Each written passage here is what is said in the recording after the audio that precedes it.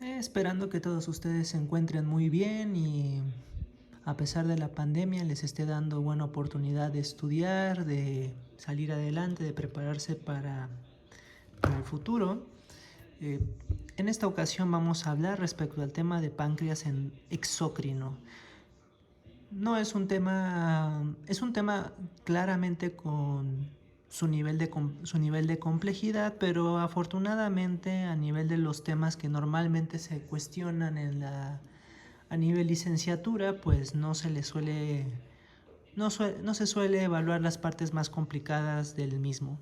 Entonces vamos a comenzar con algunos conceptos básicos que el hecho de que nos quedemos a ese nivel no quiere decir que no veamos la enorme relevancia que esto puede tener.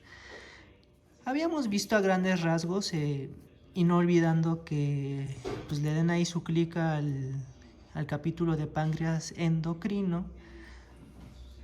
Habíamos visto entonces que el páncreas pues era un órgano que se encontraba a nivel posterior al estómago con cierta extensión del mismo a nivel retroperitoneal y que en realidad a grandes rasgos pues viene del griego que significa pan como todos, porque de todas formas a todos nos gusta el pan, y creatos que significa literalmente carne, ¿no?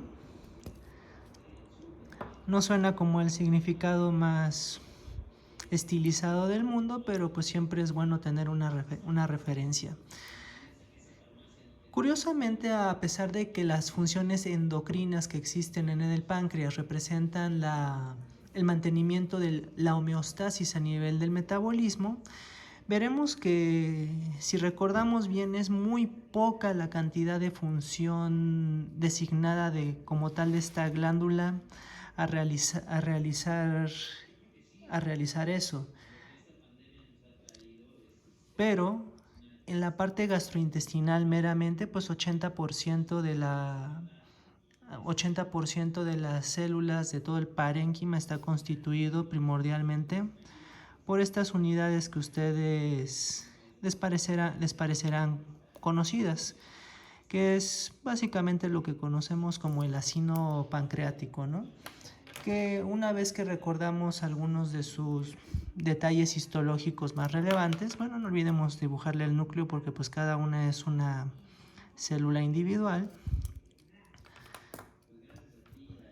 Lo caracteriza histológicamente y pues si es una buena mnemotecnia, una basofilia basal de las células porque son como pirámides mirando hacia un centro que es las estructuras ductales que conducirán a las células ductales y todo este sistema de tubería para el transporte de las sustancias que produce el páncreas exócrino.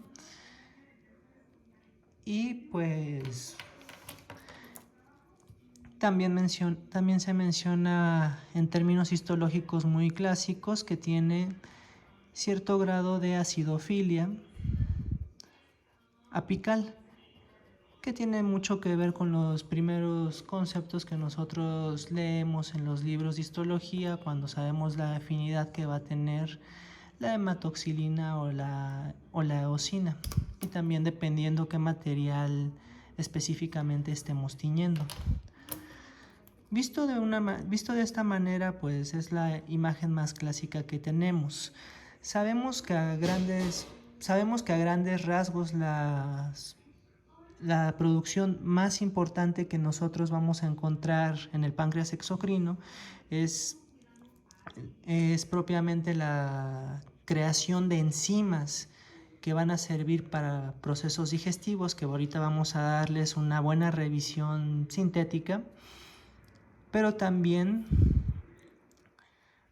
va a ser la función de utilizar el bicarbonato, que va a servir para continuar lo que habíamos dejado pendiente una vez que nuestro buen amigo el estómago lleva las estructuras del intestino delgado, el quimo estomacal. Entonces, cuando nosotros lo analizamos de otra perspectiva, pues tenemos esta estructura, ¿no? Esto es la representación de los acinos pancreáticos que acabamos de ver, es solo realmente otra imagen, otro corte, la presencia de células centroacinares, y propiamente estas celulitas que van tapizando estas partes serían las células ductales. Sería una manera de entonces de verlo. Analizándolo en términos histológicos, normalmente nos encontraríamos aquí las enzimas o el bicarbonato de interés, y pues va a tener que llevar todo este recorrido para ser transportado eventualmente a su destino final en el intestino delgado. Pues las conexiones pancreato-duodenales, por ejemplo, podemos pensar. A grandes rasgos, lo que podemos describir son dos cosas importantes a este nivel. Las enzimas que se encuentran aquí están, una vez más, recordemos, en su forma de zimógenos. Entonces no se encuentran activas. ¿Por qué? Porque pues, la mayoría de las enzimas que va a producir el páncreas pues, son de naturaleza proteolítica y pues no querrán el autoconsumo de este tejido, si no mal recordamos. Y en general, fíjense que un detalle importante que nos marcan es que el líquido pancreático que vayamos liberando va a tener la característica de ser isotónico.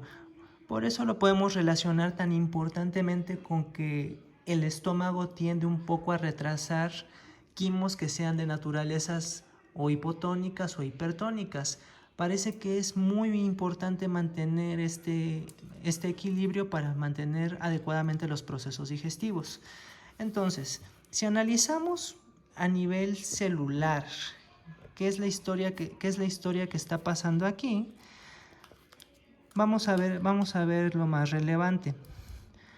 Podemos identificar a este nivel de esta célula pancreática exócrina que una célula acinar normal, que va a existir la bomba la ATPasa sodio-potasio, totalmente necesaria para lograr el objetivo. Vamos a ver que existe un contratransporte de sodio hacia el interior de la célula e hidrogeniones que acabarán yendo del lado del torrente sanguíneo, que es todo lo que abarca este lado, esta dimensión. Vamos a ver que en el interior de esta célula acinar va a existir la reacción llevada por la anhidrasa carbónica sobre el ácido carbónico que nosotros tenemos, y nos va a dejar los productos característicos CO2 y agua, que pues está bien, no es muy relevante en este punto, pero sin duda sí que lo es el bicarbonato, que será intercambiado por cloro para que pueda salir así y dirigirse al sistema ductal, propiamente ya representado de esta manera. Cuando nosotros hablamos de la composición del líquido pancreático, tenemos que considerar sus 4 grandes componentes. Vamos a ver que aquí se encuentra existente el sodio, el bicarbonato, el cloro y el potasio. Vamos a interpretar brevemente este esquema que nos está tratando de servir a nivel de gráfica. Estas unidades pues son prácticamente miliequivalentes. A grandes rasgos vemos que tiene una carga de sodio un poco mayor a comparación del plasma, que va de nuestros 135 a 145 miliequivalentes por litro, que es lo que manejamos normalmente. Pero más que fijarnos en sí en ello, es el hecho de que la producción de sodio y de potasio se va a mantener constante. No, en cambio, el hecho de que a medida de que hay más producción, que se va extendiendo esta liberación, los niveles de bicarbonato van a incrementar y los niveles de cloro irán disminuyendo. Cosa que pues si vemos aquí nuestro primer esquema, pues se ve totalmente justificada, expulsando más bicarbonatos y metiendo cloros en el interior de la célula, no haciéndolos disponibles para esto. En general está calculado que aproximadamente cada proceso digestivo que nosotros tenemos, cada alimento, cada ciclo alimenticio, pues vamos a echarnos más o menos 1 litro de secreción pancreática. Esta secreción pancreática en general va a tener algunas características esenciales. El pH que van a manejar es normalmente de 7.6 a 8.2, entonces claramente es algo alcalino, so pena de que el bicarbonato está ahí. Normalmente la producción en 24 horas pues varía de los 1500 a los 2000 mililitros. Entre otras cualidades sumamente importantes. Otro detalle que nosotros podemos recordar, y quiero que lo tengan muy en cuenta porque también, así como existía, y una pregunta clave que puede venir, así como existía una distinción entre las fases de producción del ácido gástrico, o sea, del HCl gástrico, vamos a darnos cuenta que también van a existir estas mismas fases para la producción del líquido pancreático. Una fase cefálica, una fase gástrica y una fase intestinal. Lejos de explicar los mismos principios de que esto tiene más que ver con el estímulo exterior, esto con la distensión de las paredes estomacales, les diré de una manera muy sintética que el hecho es que así como en el estómago la fase gástrica se lleva el protagonismo, la fase intestinal aquí tiene esto. ¿Por qué? Porque sencillamente pues es la transición donde es más importante tener el bicarbonato y el líquido pancreático disponible. Estas en general pues pueden variar un poquito, pero pues claramente se ve quién es el mandamás aquí. Dicho y entendido toda esta cuestión, vamos a darnos cuenta que ya hemos entendido una de las partes más importantes del show, que es la producción de líquido pancreático desde la perspectiva de bicarbonato para el control del pH. Cuando nosotros hablamos de las enzimas, la historia se vuelve diferente, es compleja, es larga, pero bueno, sin albur, pero también hay mucho que analizar. Sin embargo, necesitamos ser sintéticos con estos temas en particular, porque en general hay muchas proteasas que hacen funciones que son muy similares. Entonces, para analizarlo de una manera práctica, vamos a poner las principales enzimas involucradas en la digestión y creo que caben perfectamente en este tema. Si nosotros analizamos dependiendo qué nutriente o qué combustible energético estamos utilizando, vamos a ver que no es muy distinto de lo que conocemos: los hidratos de carbono, las proteínas y los lípidos. Sin olvidar que el alcohol pues también nos puede dar estas calorías vacías, que por ejemplo pues habrá que recordar que, si no mal recuerdo, hidratos de carbono da 4, proteínas también, y pues los lípidos 9, ¿no? Eso nada más es un pequeño recordatorio nutricional antes de, pues quizás en algún futuro tener una plática más profunda de eso. Entonces vamos a analizar de acuerdo a cada uno de los segmentos de interés. En la saliva habíamos mencionado que la amilasa también, que es a final de cuentas una alfa 1,4 glucosidasa, va a tener una función relevante desde la escisión de los bicarbonatos ahí. Y la lipasa lingual, de manera interesante, pues esta es mayormente expresada en los babies, pero primordialmente porque su principal alimento pues es lo que les dé su madre, ¿no? Idealmente. Pero a medida que el individuo vaya creciendo, la expresión de esta va a encontrarse disminuida o anulada. Vamos viendo que pues a nivel de proteínas no hace mucho la cavidad oral.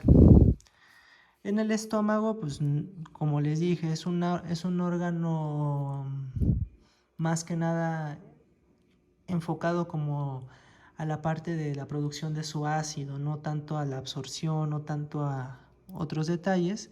Sin embargo, sí que tiene una poderosa aliada ahí, que es la pepsina, que pues también habíamos visto su función, como cortesía de las células principales. Fíjense, aquí en el páncreas también hay una amilasa. Hay una amilasa pancreática, una amilasa salival. Esto va a cobrar un poco más de importancia adelante, ahorita que demos algunos ejemplos. Pero aquí todo el show se ve en la parte proteica.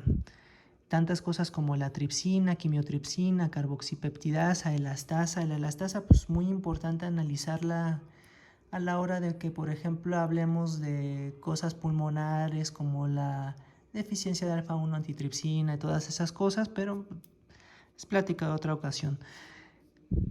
Vemos también otra cosa que va a agarrar un buen de importancia después, más que nada en sus vidas clínicas futuras, la lipasa pancreática. Vamos después a darle un poco de sentido.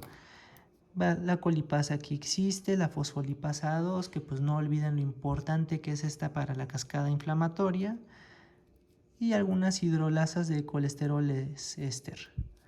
La mucosa intestinal, sacarosa, maltasa, lactosa, trealosa, alfa-dextrinosa. Va a trabajar las proteínas también con aminoligopeptidasas, dipeptidasas y enterosinasas, ¿no? Hay que recordar que en general la acción de todas estas enzimas se debe principalmente a que una enteropeptidasa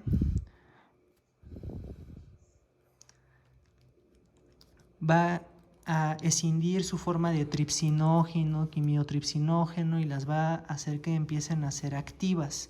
Eso es lo más importante que nos tenemos que quedar, y se va a iniciar una reacción importante. Hablaré después del calcio porque sí que tiene relevancia para esto. Entonces, pues tenemos que los intestinos no hacen tampoco la gran cosa por los lípidos. Pues es importante también tenerlo en cuenta a la hora de entender también los mecanismos de producción de la diarrea.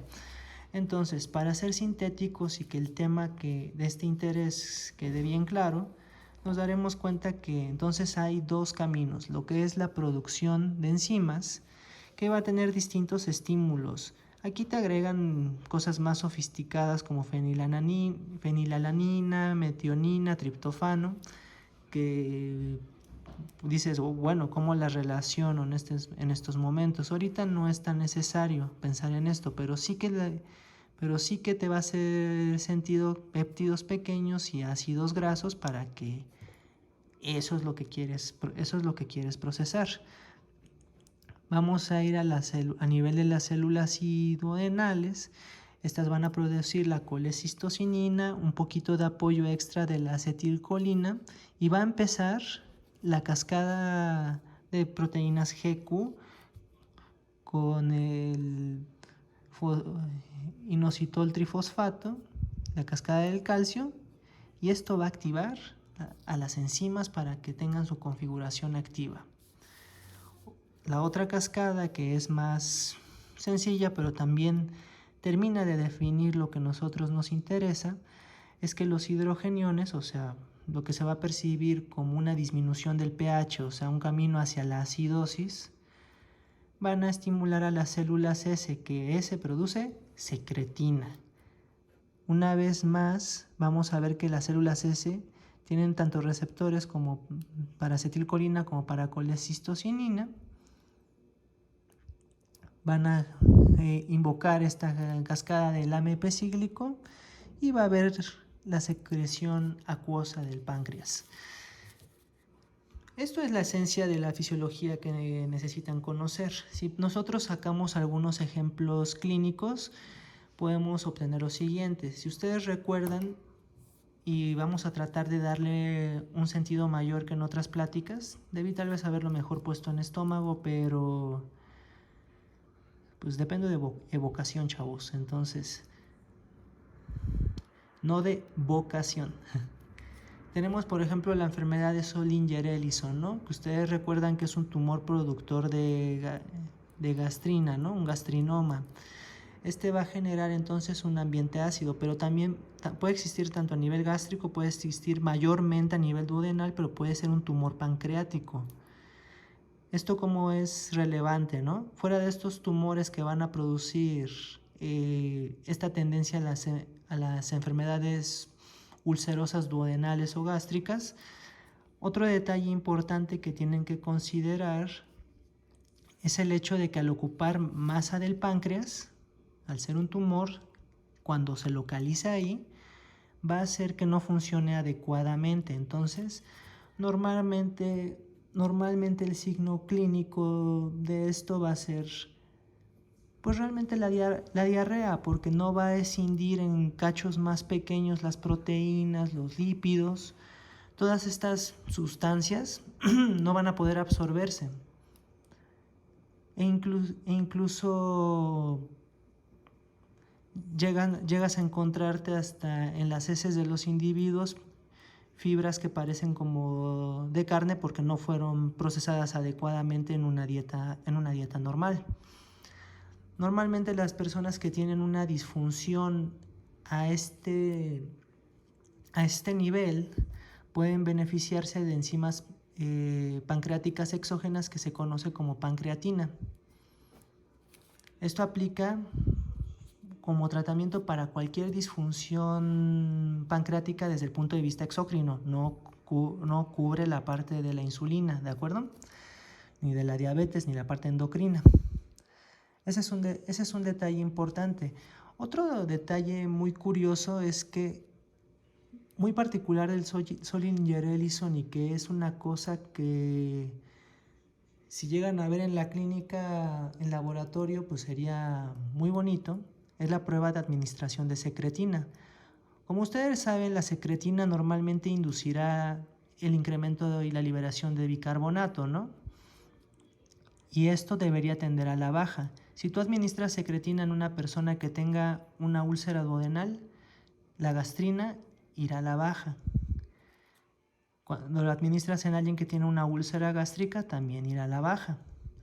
Pero extrañamente, cuando lo administras en el Zollinger-Ellison, la secretina hace que hasta aumenten los niveles de gastrina. La razón no se sabe a ciencia cierta, pero esto se convierte en un examen que pueden realizar para descartar la probabilidad de tener este cuadro. Y es un buen dato a conocer. A grandes rasgos, y creo que vale la pena hablarlo, el páncreas exócrino es, junto con la diabetes, es prácticamente lo que más van a tratar, porque cualquier inflamación en el páncreas va a traducirse en una pancreatitis. Pero, ¿qué mecanismos podemos nosotros analizar, no? Una pancreatitis normalmente la podemos diagnosticar cuando tenemos 2 de 3 criterios. Podemos analizar un criterio químico, que es con el incremento de las enzimas. Pero ¿cuáles enzimas estamos hablando? La amilasa y la lipasa, mayor de 3 veces el valor basal, el aceptable de su laboratorio. Pequeño detalle, ¿hay alguna más útil que otra? Sí, la lipasa. ¿Por qué? Porque la amilasa la producen las babas de la saliva, o sea, las glándulas salivales. Entonces, esto quiere decir que la amilasa no es totalmente específica de este cuadro.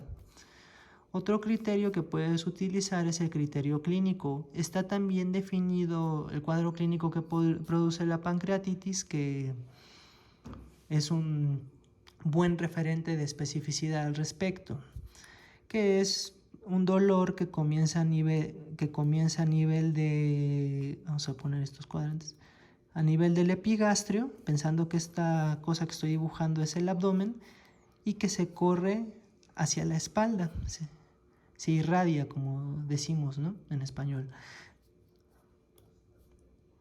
Puede presentar dolor a la palpación.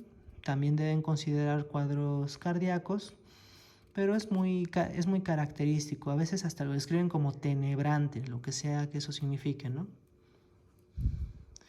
Otra característica pues son los criterios de imagen, ¿no? Normalmente las tomografías computarizadas pues son una muy buena herramienta para darnos cuenta de que existe esta inflamación, y podemos saber que la pancreatitis puede ser aguda, puede ser crónica. Básicamente crónica es el mismo show de deficiencia, pero sin tantos síntomas y con calcificaciones en el páncreas. Creo que estoy dando mucho, pero algún día les podría servir bastante. Otro detalle es que característicamente la tomografía pues no es como que veas crecido el páncreas, sino que va a presentar en la imagen estriaciones o pérdidas de los bordes que distinguen la grasa pancreática. Se darán cuenta en su respectivo momento, no hay tampoco mucha prisa de analizarlo ahora. Desde el punto de vista de la materia que estamos abordando ahora, vamos a poner tres motivos por los cuales ocurre pancreatitis y que podemos relacionar con la fisiología que estamos discutiendo. El primero de ellos es que el páncreas está prácticamente también involucrado con las vías biliares, ¿no? Pues recordar nuestro conducto hepático derecho, izquierdo, se vuelven el hepático común, topan con el cístico, entonces se vuelve el colédoco, todo ese show. El detalle es que si hay pequeñas piedras producidas por la vesícula biliar o litos, pueden tapar, por decirlo de alguna manera, el flujo pancreático y generar que haya un reflujo de estas enzimas activadas y que eso pues dañe el páncreas. Eso es una posibilidad. De hecho, la causa más común pues de que la pancreatitis ocurra pues es una pancreatitis de origen biliar. Otra razón que puede llegar a ocurrir es altos niveles de triglicéridos por hipertrigliceridemia. Entonces vas a decir, bueno, ¿qué tan común es esto? Pues no tanto, porque necesitas niveles de mayor de 1000 miligramos por decilitro, más o menos. Y quien conozca los niveles normales de triglicéridos, sí que le va a parecer una exageración entonces este caso, pero llega a ocurrir. Son luego esos que les tomas muestra sanguínea y pues parece que más que sangre te dieron leche, ¿no? Y finalmente, la hipercalcemia puede estar asociada con pancreatitis. ¿Por qué? Si ustedes recuerdan, la activación de la activación de las enzimas requirió una vía intracelular que utilizaba calcio. Entonces el calcio muchas veces sirve para activar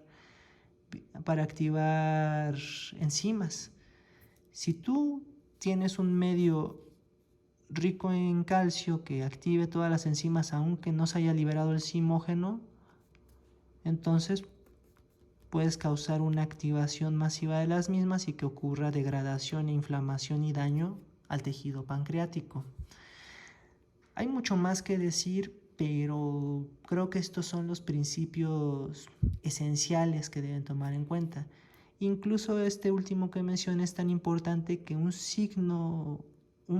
factor predictor de que vas a tener un mal pronóstico con una pancreatitis, porque pueden matar estas enfermedades, es que presentes hipocalcemia mientras tengas el desarrollo del cuadro clínico. Bueno, pues en esencia acabamos de ver de una manera que esperemos útil y para su gusto la función del páncreas exócrino. Si te ha gustado, dale un like, comenta, seguimos creciendo con tus comentarios y pues también queremos ayudarte a crecer. Y comparte con tus amigos para pues que tengamos mayor difusión y poco a poco ir mejorando las cosas. Hasta la próxima.